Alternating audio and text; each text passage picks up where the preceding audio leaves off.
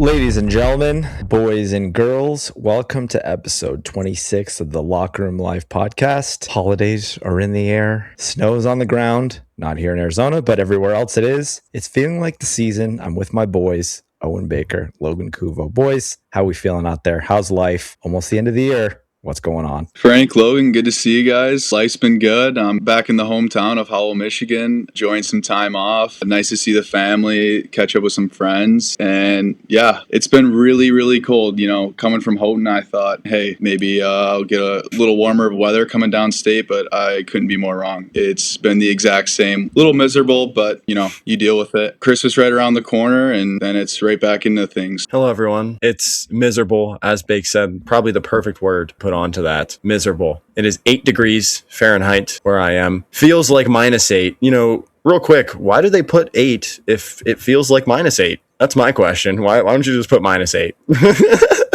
But life is amazing. As always, spending time with the loved ones. Christmas is right around the corner, and we're excited. Guys, I feel like I got to tell you something. I've been lying to you. It is not cold in Arizona. It's 75 degrees outside and I'm wearing a sweatshirt. So I've just been lying to everybody out there. I want it to feel like Christmas so bad, but it just doesn't. It's the desert. It's hot. This is Christmas and it's still just as hot as it was in July. I don't understand it, but I do like it more just because to me, I'm like, oh, it's cold. It's like 50s in the morning. And I'm like, I think of you guys and I'm like, oh God, just you're stuck to your bed. Like what? You don't even want to get out of bed. You're just laying there, just frozen. So yes, I do want to look forward to the fact that I'm going to Virginia, heading over to my sister's place. We're going to be spending time in cooler weather. Like you guys said, it's about just like spending time with the family. It's a nice little relaxation time. I think to have that change of scenery kind of gets us out of our norm. So being able to kind of unwind a little bit. So yeah, man, we're busy. As you guys know, we got a lot of stuff. Going to be talking to a lot of people during this break, which is awesome for us. But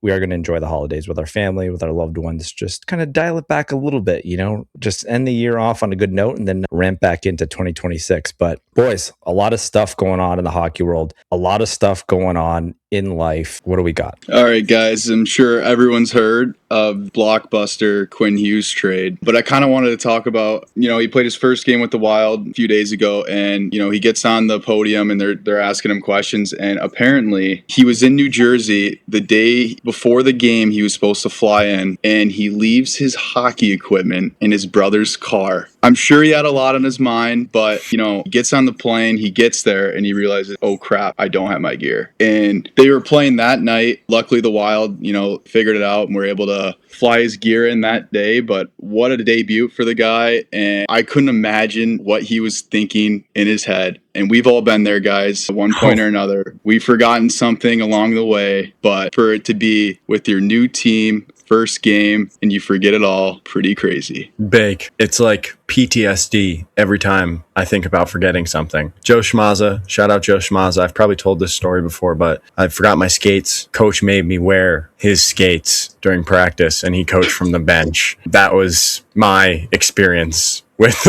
forgetting my skates. But it's crazy. I can't believe his livelihood. He literally forgot his livelihood in the back of his brother's car. You know, like you said, a lot on his mind, and it didn't matter. Went out there and tucked one, put one away, and he's going to be a stud. I'm really excited to see what Minnesota does with him. My first thought in seeing it was I was just laughing because we think of these guys on this pedestal of being professional athletes, but could you imagine, because they're that's a tightly knit family. Could you imagine their mom and their dad like, are you serious? And just the brothers, and that's what I thought was really like funny and lighthearted about it is the family text was probably just buzzing with like everybody like, are you serious, dude? But I'm not gonna lie to you guys, he could be a little upset because the trade that he really did want to happen maybe didn't happen. So a little mushy brain, but I know he's going to be excited. The Wild need him. That decor, that team actually needs a really good offensive punch from the back end. So I think he's going to be an amazing addition to that. Billy Guerin, another key. You know that he went to the trenches to get this one. We were talking about this on pre-air. There was a deal in place to make this happen, and they really wanted New Jersey, and New Jersey really wanted him. But, you know, Billy Guerin got in there just mucking it up, really just getting his guy that he really wanted for his team. So I love him as a general manager. Billy Guerin was an amazing player, as you guys know, but I feel like he's taken a really good angle to building a really good team in Minnesota. And, you know, the state of hockey always got to be competitive. So Quinn, welcome. Boys, I'll bring my topic to the table. It's definitely not as high level as the NHL or the USHL where you guys played, but shout out to the little guys, alumni at heart, NCDC. They just made an expansion across the United States. A team in Columbus will actually be here in Ohio. Metro Jets too, right, Bake? I think they were on there as an NCDC team. There's a lot of rumblings about whether or not it's going to be pay-to-play model of USPHL and have, those higher fees. But, just for any parents, kids listening, it's going to be a lineup in your future. It's always been pay-to-play to a certain extent, especially in the NCDC. Like, you get to the NOL, things kind of change. But NCDC, definitely it's still along those lines. I know it's not proposed that way necessarily, but it definitely always has been, and it's going to be the same model, even though it's, saying to be reworked or whatever it may be. It's out there, and I'm very, very interested to see how the expansion is across. For reference, they only had East Coast teams and West Coast teams. Now it's going to be kind of across the whole country. So I'm very interested to see how it changes, especially with CHL ruling. Wild, Wild West. Yeah, I think it's kind of another net effect of the competition level tearing down, for lack of a better term. The upper level is going to be so competitive, especially with the CHL guys, the USHL guys mixing together. And then more importantly, the net effect of that is college. And then, like we talked about a couple episodes ago, guys coming from pros that are going back to college, guys from college that are coming back to play in the USHL, play juniors. Maybe they're like, hey, I want to play in the CHL to then kind of improve my NHL awareness and be able to be more well-versed for the next level. So there's a lot of different things happening on the skill level. I think they refer to it as tuition-based hockey, correct? Like, I'm right in saying that, right, guys? You are correct. Okay. So it's one of those things. The funnel is going to get so tight. The number of skilled players out there, and I hate to say it, but it's a net effect of everything that's going on. There's only a certain amount of spots playing on available for these teams, and a lot of good talent is going to get squeezed out, right, guys? We talk about it even in the North American League. We've had a ton of friends that have played in that league as well that are great players. And just the net effect of even just the scholarships, the North American League, you see the commitment levels and the commitments from now versus a couple years ago. Those numbers have changed as well. So I'm all in favor for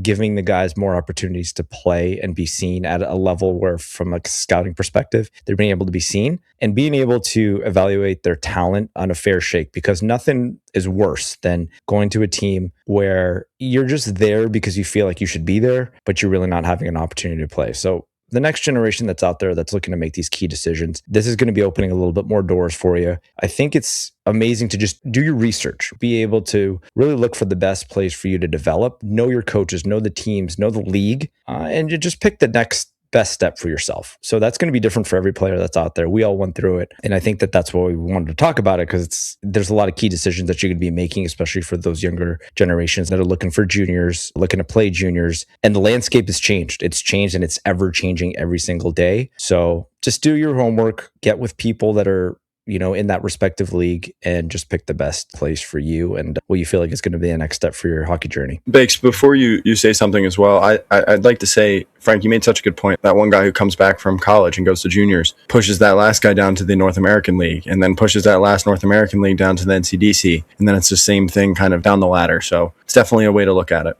And I think you guys both make a great point. You want to go somewhere where you hope to have the most opportunity and where you can get the best experience. With the NCDC, it's a little more unique compared to other leagues in the U.S. As you guys have kind of seen within recent years, they expanded to the West, and they kind of got teams all over. So I think it's really interesting and unique for sure. They play predominantly, I think, if you're in the West, you play in the West until they have that crossover in the playoffs. The Deneen Cup. But nonetheless, I've played with guys, they made it out of the NCDC, and they were great players. Back to your guys' point, there's that trickle-down effect, but at the end of the day, take your development day by day. You don't know what can happen, and it's another opportunity for these kids to, maybe they didn't get a look at the NOL or some of these higher leagues, but it doesn't deter the fact that there's success for everyone in different ways and in different places.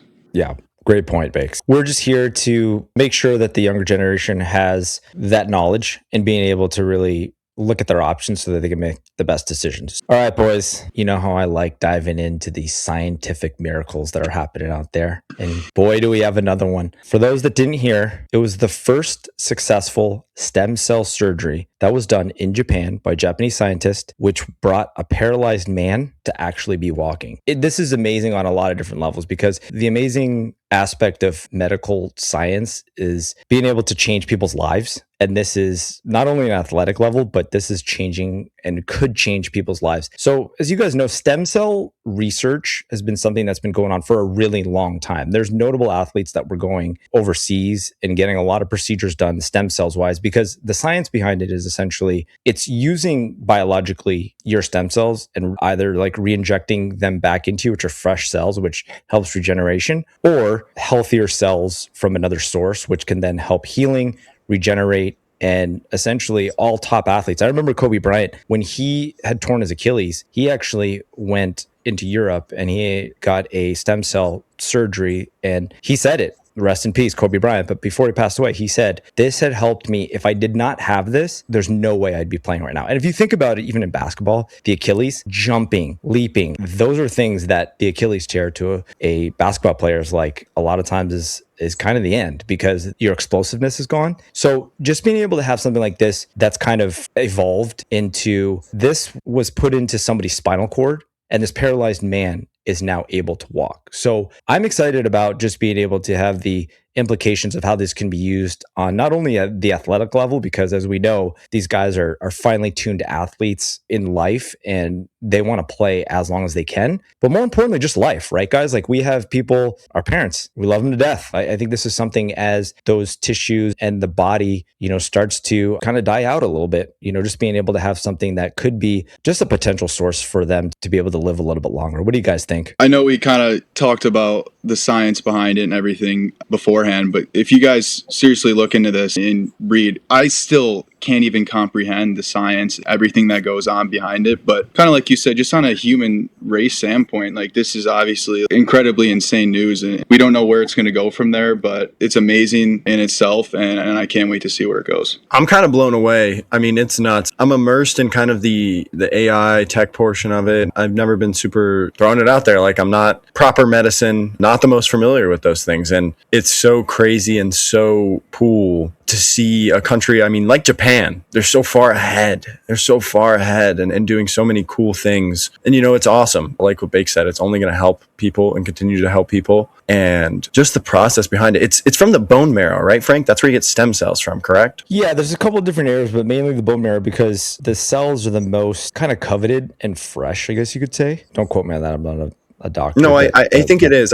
There's these things on my girlfriend's TikTok, and it's like health quizzes. And it's like, yesterday there was, where do stem cells come from? And I was like, maybe the bone marrow. And I got it right. Boom. Yeah. More importantly is just the implications. I know it's going to take a while to bring it into, especially our country. It's all in regulations, right? All the ingredients need to be regulated in order for it to be used here medically. So nonetheless, just an amazing scientific breakthrough. I think it just shows, out of all the things in the world where we're like, are you serious? Like, this is literally our priority for society right now. We dive into something like this, which is actually, this is why scientists have their work kind of evolving into something that can actually change lives and change society. And I think that this is a great example of that. So bravo, keep doing it. All right, boys. We got a really, really good interview. Diego Johnson plays for the Penticton Vees in the WHL. This kid was amazing to talk to, because it's just like we talk about all the time. Every hockey path and every hockey journey is so different. It's so unique. And it was really amazing that he came on, told his story from Canada, playing in the USHL, going back to Canada, and he's also going to play college hockey at UConn. So it's a really amazing interview for the perspective and knowledge for the younger generation, especially, again, like we say all the time, guys, everybody's path is different. And you hear his story, and I'm not going to ruin it, but the obstacles, the adversity, the times where you're like, this road does not have a straight line. I have no idea where this is going to end up. But again, Diego believed in himself. He believed that greatness for him was what he believed in himself was going to be. And He found himself in an amazing position. He goes into so much detail about all the accomplishments that he had representing Team Canada, and it was such a pleasure to talk to him. What do you guys think? It was an amazing story for sure. And he's one of the first kind of guys of this new ruling to where he was able to go back to the CHL. And being a Canadian kid, that definitely means a lot. The success he's had so far at the junior level, no matter the league, it's been awesome to see. And I'm sure he will continue that in the college level as well. Yeah, man. I mean, you guys said it enough. Diego was so awesome to talk to on top of it. Just a really good dude. I know I say that about all of our guests, but we've been blessed, like we always say. But so excited for you guys to hear this interview. First, like Bake said, the new crop of these elite athletes coming from the CHL. So it's exciting, and we're very, very excited to see what he does. It was really amazing to hear also, we talked to, and we've been blessed to talk to a lot of guys that have represented Team USA. So just being able to hear somebody that played for Team Canada as well. And again, me growing up in Canada, just to hear that. And that's why we hone in on it a little bit, because I do feel, and it is an honor playing for your country, but in Canada, I feel like it's just ingrained in you from the minute that you were born to wear that Canadian jersey. So just being able for him to kind of reflect on that, it was a really cool moment. So Diego, you're killing it, man. Everybody out there, Diego Johnson, hope you guys enjoy. Ladies and gentlemen, welcome to another episode of the Locker Room Life podcast. Honored to be joined by the stud forward of the Penticton Vees, Diego Johnson. Welcome to the Locker Room Life podcast. Thanks, guys. Thanks for having me on. I'm super pumped. Buddy, we're super excited about this. You have an amazing path, an amazing journey. We'll get into all that, but kind of wanted to dive in early years. Hockey, how'd you fall in love with this amazing game that we all love? Growing up in Fort St. James, I mean, it's a small community, 1,500 people, northern BC, so I feel like not a ton going on, but hockey's definitely one thing that gets the community together. So growing up, I mean, whether you like it or not, really, your parents are putting you in hockey for the first 2 years at least, and if you don't like it after that, you can bounce, but the first 2 years you're playing, and I mean, there's only one team. There's no A or double A or triple A or whatever. Like, there's one team because that's all there is. And you kind of grow up with the same bunch of kids playing hockey. And I mean, we live on a big lake too. So in the winters, all the boys are getting outdoor rinks going and stuff like that. So hockey's a really big thing in our community. So that's kind of how I fell in love with it. Just all my buddies always played growing up. And yeah, it's just such a blast because hockey's such a big deal there. But yeah, that's kind of how I got into it. And, talk about your years at Okanagan. That's an awesome program and had to be a sick place to, play your youth career. Yeah, absolutely. I mean, I loved it. It was a big thing for me and my family moving away from home at 13. Even before that, I mean, I was playing in Fort St. James up until I was 11. And then I made the jump to play in Prince George just to play at a higher level of hockey, to play Pee Wee. And my parents were commuting me 2 hours there and back twice a week for practices. So even before that, my parents were making sacrifices for me. And then, yeah, when I hit 13, it was kind of just like a more safer route to just be somewhere where I can stay and play hockey, even though I was pretty young moving away from home, but was able to move in with family friends that were living there at the time too, which was great. And I've had great luck with billets and that sort of thing. So yeah, at Okanagan, I mean, it was some of the best years. You're just playing hockey every day. You go to school from 8 a.m. to 11 a.m. and it's hockey the rest of the day. And that's kind of what it is. Like, you're in the shooting room, you're on the ice, you're in the gym, and all your buddies are going through the same thing. So it was really great for me, really good experience. And the coaches I had there too were really good. So definitely years I'll remember forever. You brought up something that we talk about all the time on this podcast, the parent sacrifice, the unsung heroes in this journey that we call hockey and in life, right? Talk a little bit about, I know you touched on it, but the sacrifices that your parents made and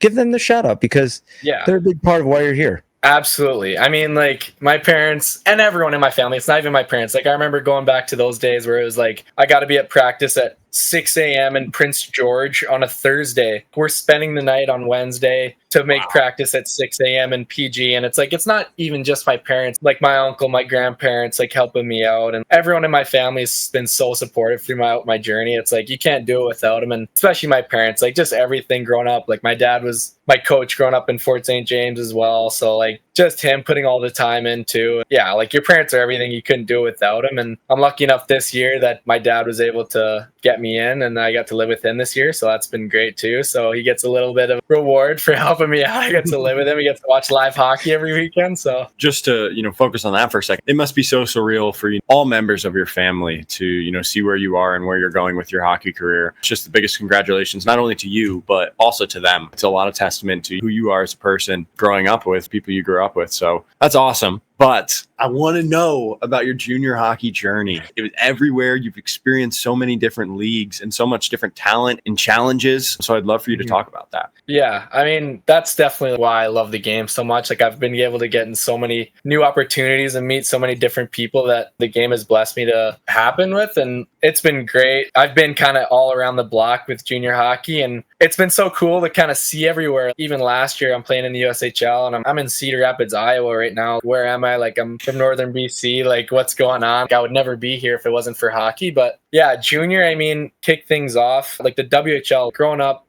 it's the WHL. When you're in BC, especially northern BC, like you want to grow up and play in the dub. For me, that was always in my mind. And my last year at OHA was my draft year in the WHL. And I didn't go as high as I maybe expected or would wanted. And that was probably the first big setback I had in my career, where it was like, okay, I wasn't first or second, even third, fourth round draft pick in the dub. And that was kind of like a motivator for me. So I went into camp. I was drafted to Seattle, went into camp there. And I mean, a wagon of a team. They went on to win the dub that year and played in the Memorial Cup. And I went into camp that year and I actually had a really good camp. But there was guys like Kevin Korchinski and Thomas Milic. Like, they both went and played World Juniors that year. Reed Schaefer. The team was loaded. And I remember at camp, I was like, wow, like this is junior hockey. It doesn't really get better than these guys. These guys were flying around out there. And I had a really good camp, actually, and I really enjoyed it. And they did offer to sign me after camp and kind of stay around the team. And obviously I wasn't going to be in the lineup really. Like, they had such a loaded team. I was going to be pretty much just practicing and being around the team, which definitely would have been a cool experience for me. But that's where I got some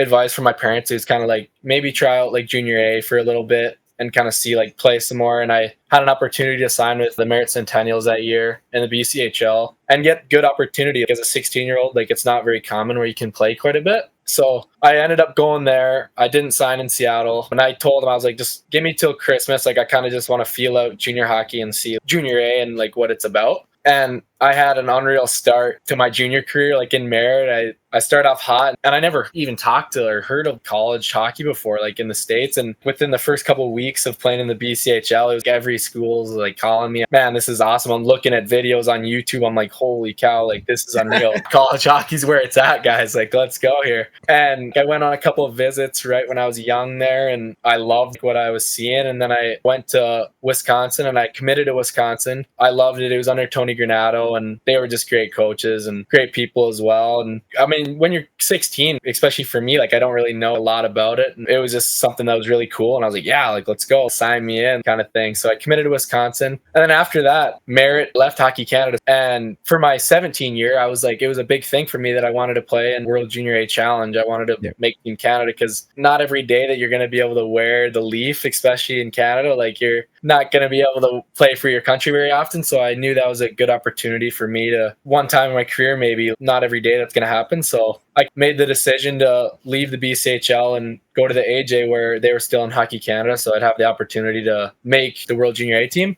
And I was lucky enough that I did end up making it, which was good. And we had a great team in Sherwood Park there. And I really loved my time there. And the World Junior A in itself was a really cool experience. Pretty much a lot of guys from the AJ. I think we had a couple from the SJ, maybe one from the MJ, and we weren't a favorite at all going into the tournament. It was the US, like they send the USHL all-star team or whatever, and they're loaded. They have all these draft picks. Like, we're like, man, we're watching these guys play in the preliminary or whatever, and they're lighting up Czech or whoever, and we're like, these guys are nasty. And I think we had a good game with them in the round robin, and then we ended up beating them in the semifinal, which was crazy. The thing like that, like small tournaments, like you get a team and you gel together, it's like you can honestly do anything, because it's like a short tournament kind of style. So we gelled really well, and we ended up winning it all. We played Team Canada East in the final, so it was Canada won either way, but we ended up winning there, and that was definitely one of the coolest moments of my hockey career so far. Just getting to wear the Leaf and then looking over and you're playing Team USA. It's like, yeah, it's not the World Juniors, but it was still pretty cool. Definitely a cool experience there. But yeah, after that, I was in Sherwood Park there, and then after, Andy Brandt, who had recruited me to Wisconsin,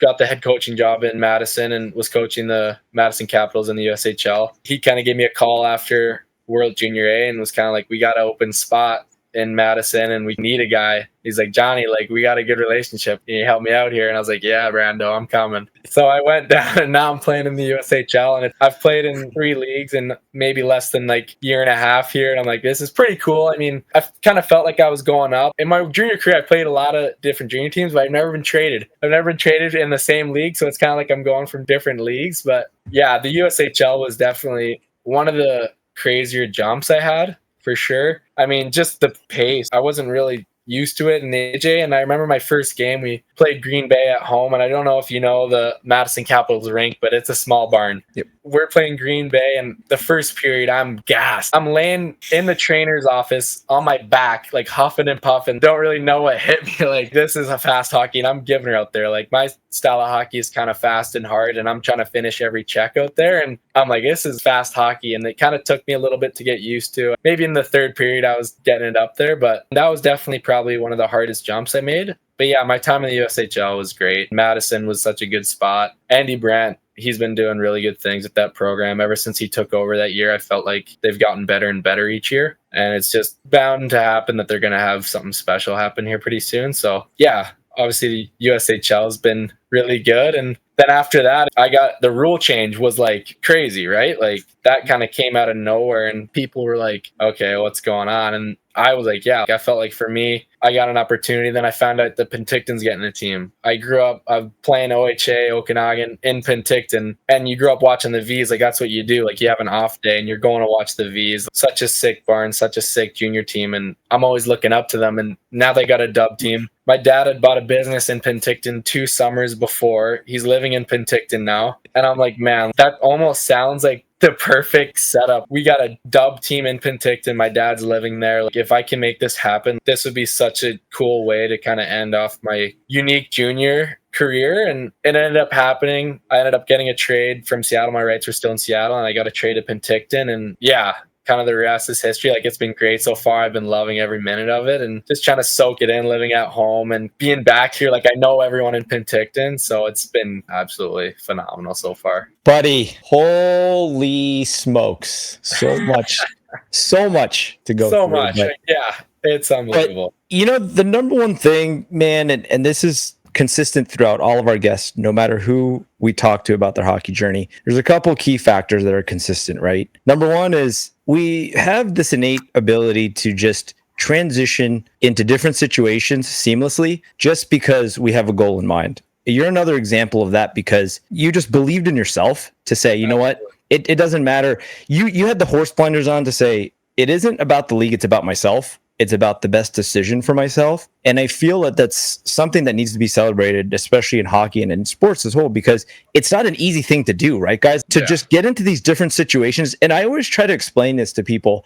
just junior hockey as a whole. You build it with a family. Again, I played in the USHL a long time ago, but just leaving home, the first thing is the scariest thing in the world. The next thing is you're living with a strange family that's supposed to cook all your meals. Okay. Yeah. You're integrating yourself into their family, right? There's a cohesiveness of being part of their family without being their family. But again, that's the amazing part of the hockey community, bringing everybody together. The next part of it is for you to seamlessly just be able to work on your game, work on your craft yourself in these ever-changing landscapes and these ever-changing situations. And it's just amazing to see, man. It isn't just the leagues you played in. You can tell when you talk about yourself and your journey, it was never about the place where you were playing. It was just about what was the best situation to make yourself better. And I applaud you for that. It's not easy. And I think we talk about it all the time is with these amazing guys that we have on, but people just graze over it. It's like, oh yeah, I played here. You know how hard it is to leave a city and play and acclimate into everything? It's exactly hard. A team's already in their groove, right? And you're kind of just moving in, like right in the middle of it. Definitely tough for sure. And that's not even systems, coaching, team chemistry. There's so many different factors at that. But your journey outside of that, even just anybody who's listening to this, you see Diego's name on paper. You look at his EP, but I want you guys to really listen to this journey. Being a marquee player is betting on yourself, betting on your skill level and believing that you have to do what's best for yourself and you have to do what's best for your confidence as well. You got to play. You have to be able to be in the best situation to play so that you can be the best player for yourself and show your potential as a player. I can't applaud you enough for it. And I don't want to ever graze over that fact. Logan and I talk about all the time, and that's one thing that we always try to talk about. This is hard. This is hard at this age to do as well. So applaud you, my brother. Yeah, thank you. I mean, for sure. It's definitely tough. Junior hockey is not easy by any means. I mean, especially moving around like I have. I've been on first lines and I've been on fourth lines. And you go to different situations and maybe a team already has a couple goal scorers. That's not what they need. You got to find a way to get yourself to be effective to help the team win. And that's a great thing that I've been able to experience on different teams where it's maybe you're not scoring or you're not the hottest right now. You got to find a way to help this team win still. And maybe that's just focusing on every little detail you can, right? It's just such little things where you got to dig deep here and maybe put your ego aside where, okay, I'm not going to be a goal scorer right now. I got to be the best that I can at whatever it is the coach needs me to do to help the team win. And I've just been able to experience so many different roles kind of like that, which has been really cool. And for me now, it's kind of normal, right? It's kind of like whatever's asked of me, like I'm ready to do. Like if you want me to score, like I'll try and be the best goal scorer I can. If you want me to get in on the forecheck and be a heavy presence, I'll do that too. I've kind of been able to do that everywhere. And the first experience I had was at the World Junior A. We had guys that were scoring and whatnot. And I was like, okay, I'm here for a couple weeks, really. It doesn't matter what I'm doing. Like I'm going to go out there and I'm going to finish every hit I can. Like I'm going to hit everything that moves. And if that's what is going to help us win, then that's what I'm going to do, right? Like that's kind of what junior hockey's about. And just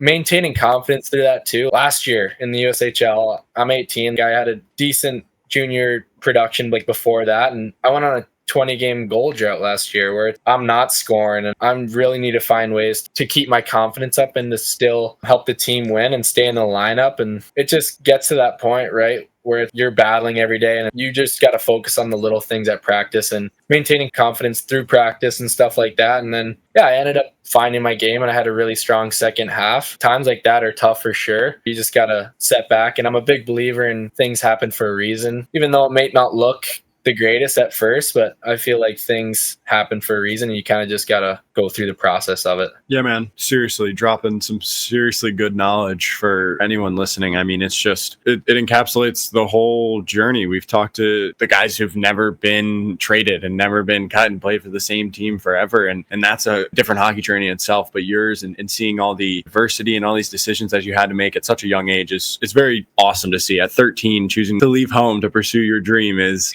crazy. And I left at 15 and I look at my parents, I'm like, how did you let me leave at 15? I couldn't even imagine 13, but I don't want to graze over the fact your commitment to be a Yukon Husky, which is amazing. I'd love for you to talk about that and kind of what led to that decision. Yeah, like I said before, I went through a commitment change, which was difficult in itself too. And I'm so excited to be at UConn. Like I'll get into that later, but I committed at such a young age, like I was saying, and young kids these days, you get a thing that comes your way and it's like, yeah, like you'll grab it, like what's there, you take it and everything's verbal, right? I was unfortunate that Wisconsin went through a coaching change and that just wasn't going to work out for me. And that was last year. And I opened myself up to different programs and I went on my tour to UConn and it was pretty instant. I was like, yeah, this is the place where I want to be. And the coaching staff there and just kind of what they're all about suits my game. And just stepping on campus, I knew that I wanted to be a Husky and I'm so excited to get things going there next year for sure. But I want to rewind it back a little bit because you have an amazing journey in the sense of being able to play in a couple different leagues. So comparatively, let us behind the curtain a little bit, just facilities wise and Penticton, kind of let us know what it's like to play for that organization and kind of just everything. Yeah. Funny enough, like I was saying, I played in Merritt in the BCHL and Penticton was the powerhouse of the BCHL forever. And Merritt, we didn't really have a great team by any means. So I was playing in Penticton quite a bit. We were in the same division. And to be quite honest, I hated playing Penticton. I hated everything about Penticton because we'd go into Penticton and just get pumped. And it was like, oh man, like you got Penticton coming up here. You go in and the rink's huge and the goal horn, like the lights are going off and their goal horn's unreal and they get good fans and it's like, man, I hate this place. And I get an opportunity to play here and this is literally everything the opponent would think. I love it so much. The resources that we have here are unbelievable. Everything that everyone puts into it is so great and I love being a part of it. I feel like our whole team does. And this year's definitely unique as a first team in the WHL, like their first year. We got guys from all over. So it's kind of the first time I've went to a new team where people don't already have their own thing going on. It's everyone's in the new spot, which is unique for me even too. Like we all show up and no one really knows each other, which is kind of cool. So we all had to gel together at the same time. No one really already had their buddies. So that was a cool experience, and we're all gelling really well, and it's been great. And it's such a great community. I lived here for 3 years when I was at OHA, and I'm so happy to be back. It's such a great spot. And just having my old coaches from OHA at every game and stuff like that, it's so cool just to be able to play here. And everyone I know around the community, just getting to be a V seems pretty surreal for me. Like I used to go to the games, me and all my buddies, and now I'm playing out there. And yeah, it's such a great spot. I love it. That's awesome, dude. And really trying to get a look behind the curtain. Is there, anything that you're doing on a daily basis, making sure that you're crossing your T's and dotting your I's to make sure you're sharp for your game, whether that's mentally, physically, or however that may be? Yeah, I feel like a big thing for me throughout my career is I practice how I play. I feel like that's how I got to be throughout my day-to-day. Every day at practice, I'm finishing just as many checks as I will in the game. Like it can't be any easier in practice than it is in the game. So I feel like that's something that I've always tried to do, is just to play just as hard as you're going to play in the game. So I feel like just being mentally dialed in like that. And then in the weight room too, we have a great strength and conditioning coach here. So just being on top of workouts and stuff like that. And we have great mobility sessions. He's always making sure the boys are dialed in. So just like things like that, like we have every single resource you can here. I mean, it's been unreal to be a part of, and just things like that. Our coaching staff is great. Freddie has been here. I think this is his 20th year coaching the Vees. So he knows every corner of the rink like the back of his hand, and he knows how things work here. So that's been really cool as well, to kind of get his knowledge on the past of this place is so rich. The history is so rich here that just getting to hear old stories about different teams that he's had and different players have been so cool too as well. It's always the best with guys that have been there forever, because it's like they'll have stories about everybody who went through that program, but also guys that went through that building. So the stories are just like endless. It's amazing. It's unbelievable. Like he was even coaching before they were in our new rink in Memorial. It's an old rink, and he was there his first year they were in that building, and just the stories of like the scraps that used to go on there, and just like the fans, like it's unbelievable. He's got a lot of stories to tell for sure. That's so awesome, man. And Diego, the big thing for us is the next generation. The next generation of people that is trying to be where you are. Take us through a player's confidence. It's such a big key factor for a player, but as a person, talk about kind of those moments of adversity that you faced where you're like, look, this is a lot harder than I anticipated, and really tests your will. It is for sure. Yeah. I mean, for me, it's been scoring droughts is a big thing. You're always focused on that and like points in production and all that, whatever. And I feel like when it's not clicking, you're like, what's going on? Like, what do I need to do? And players kind of get into panic, and that never helps. So I feel like for me, it's just when stuff kind of like that starts to happen, it's just like you're focusing on practice. You're just every little detail at practice you're focusing on, and you're just doing the little things that you can control and kind of keeping it out of your mind. And then production will come. Like if you're doing all the right things at practice and during the game,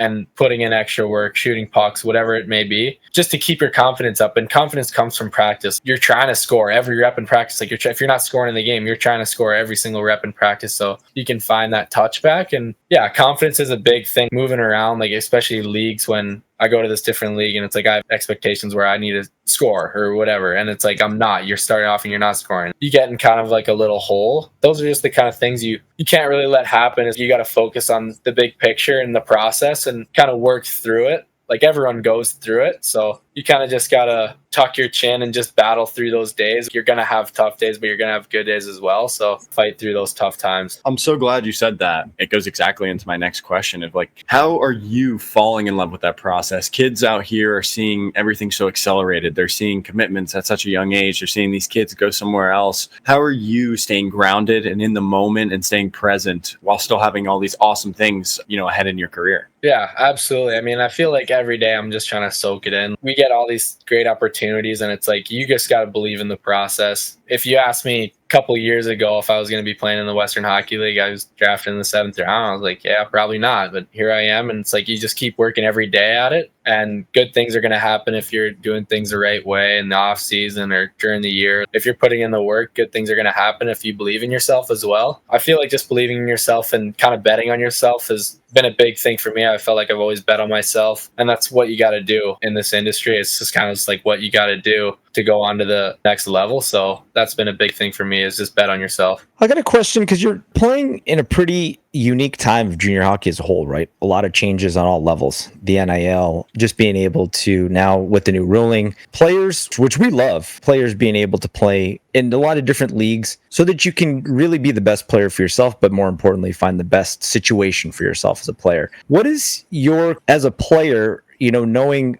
that all these players can play and take from different leagues and come to different leagues now, what is your thought on that whole theory of what's going on in junior hockey right now? Yeah, I actually am a big fan of it. I like it. I feel like it's going to make college hockey in itself so much better. You're going to get the best players from anywhere, right? Like before, like college hockey is obviously still really good. You're getting usually the best American players, but now you're getting the best players in North America and even outside of that now. So I feel like it's really good. And especially for junior, right? Like you're going to have different leagues all over the place that are still really good. The USHL and the CHL are kind of battling it out. Definitely good spots. And I felt like for me, I grew up just playing a Canadian style of hockey. So the Western League for me has been kind of nice to be kind of back in comfortable playing area, to be back playing Canadian hockey. But I'm definitely a big fan of the ruling now. And junior hockey is so different. Like even from when I first started and to now, like the changes that have happened is so crazy. Like the BCHL leaving Hockey Canada and all that, and the rule change and everything has been pretty crazy to see it all change right in the midst of it. I feel like it's been the same for 50 years, and all of a sudden now when I'm playing junior hockey, they decide to change everything up. It's pretty crazy, but yeah, it's definitely been a blast. We refer to it as the Wild Wild West. All bets are off.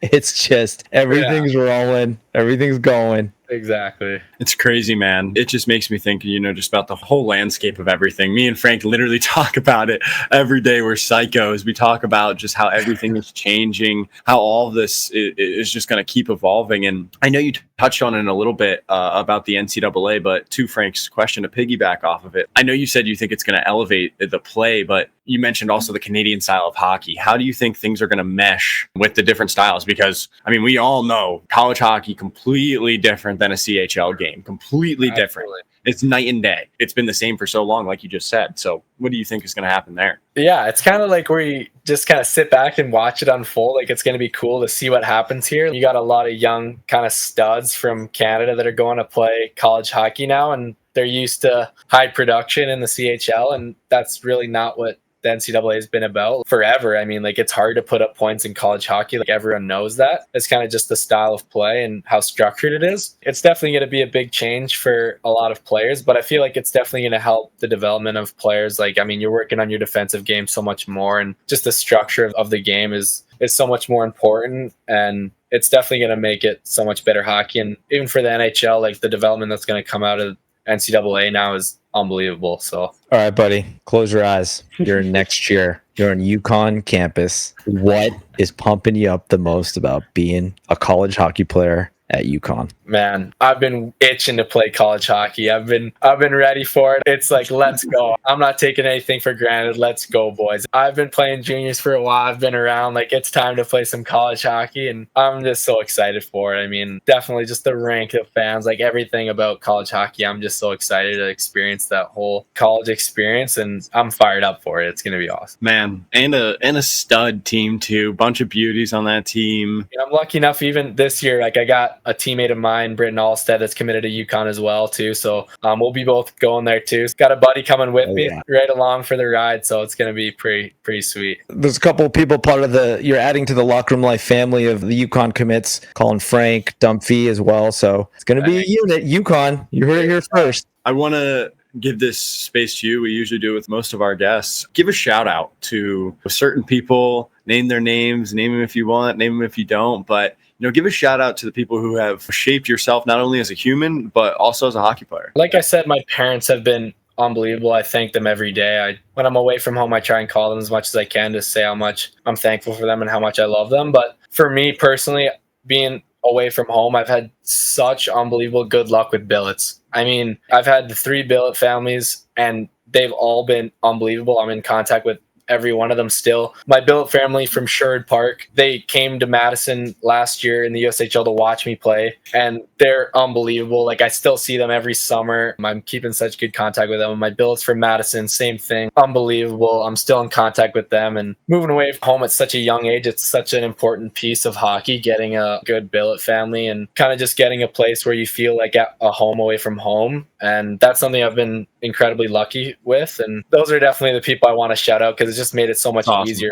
right? Yeah, absolutely. My billet families, those billet families out there, important. They are also unsung heroes Absolutely. of the junior hockey journey, for sure. Let's be honest too, guys. I mean, good billet families it's somebody to be celebrated. Sometimes you get the billet families just stuck in the fridge with Tombstone pizzas and chicken nuggets, and it's just like have a day. But it's always get some hate, and it's like, come on, let's throw them a bone here. They're taking you into their house here. the next generation. It's a big piece that you're molding and shaping for yourself, and a lot of people that you're influencing as you move through your hockey journey and your hockey career. What's your advice to that next generation that's looking up to you and wants to be where Diego Johnson is? It's kind of like a bet on yourself kind of thing. Like, you got to be real with yourself and kind of set goals on what you want to do and where you want to take yourself with this sport. And it's endless, right? Like, whatever you can think of can happen, as long as you really dig deep and find a way to make that happen for yourself. And it's kind of just bet on yourself wherever you go, and just take it as far as you can, right? Like, it's a game we all love, and junior hockey is some of the best time of your life. So, I mean, don't take it for granted and just kind of go with it. Wise words from the vet. I got a question, because as a fellow Canadian, I always like having Canadians on this podcast. There we go. I want you really go into detail about what it means for you to throw on the Team Canada jersey, because I grew up in Canada and it's the biggest honor. And I was trying to tell Logan, and we all know it too. In Canada, it's not so much it's the biggest honor. I'm saying it is the biggest honor. Yeah. And it's what you dream about as a player playing hockey at the youngest age. And I want you to kind of take us through that feeling to put that jersey on. Absolutely. I mean, like you said, like, you're growing up and you're thinking about playing for Team Canada, whether it's World Juniors or Olympics or whatever, just the Team Canada sweater. It was surreal for me to throw it on, and I look down and it's the leaf on my chest, and it's like, okay, here we are, boys. Like, I've been waiting for this. It was definitely the coolest time of my career. We were playing Team Canada. Like, nothing really fires you up more for a game when you're looking down and you see the leaf and you look over and it's Team USA on the other blue line, and this is what you dream of. This is what you're thinking of when you're playing road hockey outside. Let's go, boys. It's an unreal feeling, and I'll never forget it for sure. It's an unbelievable experience. I just love your voice and the way you describe it, and knowing how much that feeling means to you. It is just amazing, man. And that's why I couldn't let you go without elaborating on that a little bit more. Yeah, thank you. And we'll loosen it up a little bit here. I'll hit you with a few rapid fire questions. Give us might be hot takes, might be not. You might be a psycho with our first question. What is Diego Johnson's pregame rituals? Ooh, pregame ritual? I'm a massive sewer ball guy. I mean, I am massive sewer ball guy. I mean, I'm playing sewer ball every day at practice. I know what type of guy you are. You're a glue guy. That's a glue guy if I ever heard one. It's not even just game days. It's every day at the rink. I'm trying to rally the boys to play sewer. And that's probably my biggest ritual, is I'm not missing a sewer game. If there's a sewer game going on, you come find DJ and I'll be out there playing. I love it. Boys are going out for warmies, and Diego's still out there just getting the boys. You had sewer just bro, I was sewer every game. I was the same way, bro. You gotta be playing sewer. All right, man. You had a good weekend. Team did well. I know that you're finely tuned to athlete, but your cheat meal. What's your go-to cheat meal, my man? Ooh, cheat meal. I love a good burger, like anywhere. I mean, even like a nice restaurant, maybe I'm ordering a burger, like if it's like a or whatever. Like, if we're at a nice restaurant and there's steaks and whatever, like, I'm probably looking at the burgers and picking one out, burger and fries. I mean, that's probably my go-to. It always has been. So I'd say probably that. Diego's spitting knowledge right now. That's a pro move. Anybody that has a steak, they use the exact same beef for the burger. Anybody that's listening out there that doesn't do that, you're blowing it beyond notice. Wait a second. I won't even talk about this because, never mind. A nice steak is nice sometimes, guys. Why are we bashing on steak? Hey, I'm not throwing shade on a good steak. I'm actually he a was. huge steak guy. Yeah, I love the steak, but I'm just saying cheat meal. I'm going burger. All day long, I was confronting my partner over here. I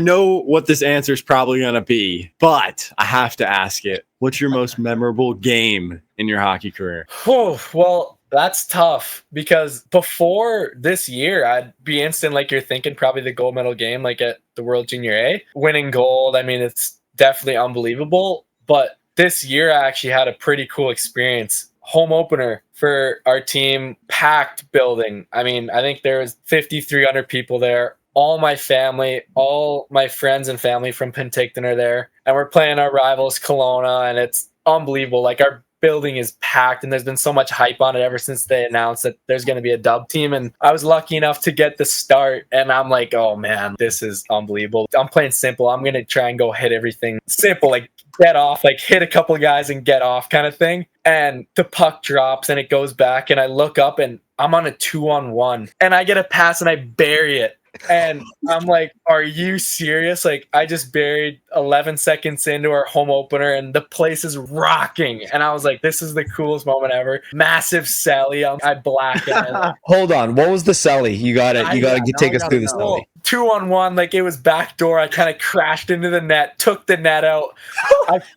I fall behind the net. I get up and I'm sprinting to the boards. I think I get down on a knee or something. White towels going on, and that little like skate from the huddle, from the goal to the bench to the line was probably the coolest moment of my career. This is so unbelievable. I can't believe this. All my family was there, and it was unbelievable. Diego's pulling the nail Yakupov 11 seconds in, just knees down, just zipping right down the ice. Down, spinning Sally, just I love it. It was nuts. What is one word that describes Diego Johnson? One word, man. It's tough to find a good one here because you want to be a little serious, but you don't want to be too. I'd say fun. I'm a pretty fun guy, but I'll go with fun. I love that, man. Like that. I'll give you two here. I'll give you as a guy, and then I'll give you as a player. I'll give you as a guy, I'd say fun, and then as a player, I'll go tenacious. Ooh, love it. It's like a little Dr. Jekyll and Mr. Hyde, dude. I love it.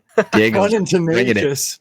Dr. Fun and Mr. Tenacious. That's going to be the name of the podcast right there. But bro, thank you so much. This was awesome. This was amazing. Your journey it's such an inspiration to so many kids, especially from Canada. And now with the rule change, these kids actually, are opened up to the possibilities of coming to college. And like you said, you're on the forefront of that, man. And we can't congratulate you enough and wish you, continued success in what you do. Yeah. Thank you guys so much for having me on and being able to share my story. It's been great. And thank you guys. Yeah, I really appreciate it. Yeah. And Diego, we talk about it all the time on this podcast. We've been so blessed with just people that get an understanding of players as people and being able to understand the journey, the sacrifice, working through a lot of the obstacles, but more importantly, the support system that a lot of people have that keep them going in those times when it's not as easy as it looks. And the good things that happen to you are because you've worked hard to get them. And I don't want you to ever bypass that fact, man, because we talked about it. You're in Penticton now. You're in a great situation, but you look back and you're like, man, if I would have made another move somewhere else, I wouldn't be here right now. And Absolutely. You kind of embody the hockey journey, the thing that makes it amazing, the thing that makes every hockey journey unique. And we can't thank you enough for coming on, my man. Yeah, absolutely. You kind of said it there, and everything kind of happens for a reason, and you kind of just got to believe in the process. But yeah, absolutely. Thank you guys so much. It's been a blast. Thank you. Thanks for coming on, brother. Yeah, appreciate it. Thank you. Thank you so much for Diego taking time, talking to us, telling us his story, sharing his journey. And again, like we said in the pre-interview, just an accomplished player to this point. But what I took from it is just everybody's path is so different. It's so unique. And I'm glad he was able to share. And that younger generation, just listen, because I know you guys want to think that there's one straight line. But we can all tell you, and you're tired of us telling you, but everybody that we bring on here reiterates the fact that buckle up, enjoy the journey, believe in yourself. And this is another example of that. Diego, thanks for coming on. Good luck again for the rest of this season. It was such a pleasure to have him on. Just so excited to see what he does in his career. And I mean, like Frank said, take something from this podcast. Take something from all the podcasts. I hope that's what every one of our listeners does. And he just is exemplary character and just such an honor to have him on. Really excited to have him part of the family. And another thing, also really amazing family unit, which again, we say it all the time, it's the backbone of all of everything that happens in our hockey careers, but also the support that helps us as people. So it was just amazing. You know, the hockey parents, we'll never, ever stop shouting you out because you are the unsung heroes in this journey. And we always want to say thank you for everything that you do for us still to this day after our hockey journey's over, but also just for that supporting these kids through their chasing of a dream and just being able to chase greatness. So hockey parents, we love you. But you know what, guys? This wouldn't be possible at all, not even permitted, without the help and the love from our lovely sponsors, Buddy Hockey Club, Best Damn Tape, Cut Shield Hockey, Bambino Shave Cream. Guys, this is a capper on another amazing episode. I can't wait because Christmas is upon us and we have a really good Christmas episode coming. A little bit of a teaser, but on this one, we love you so much. We thank you so much for taking the time and listening, and we hope that this holiday season treats you well. Be with your loved ones, enjoy the season, and we love you. Love you. Love you.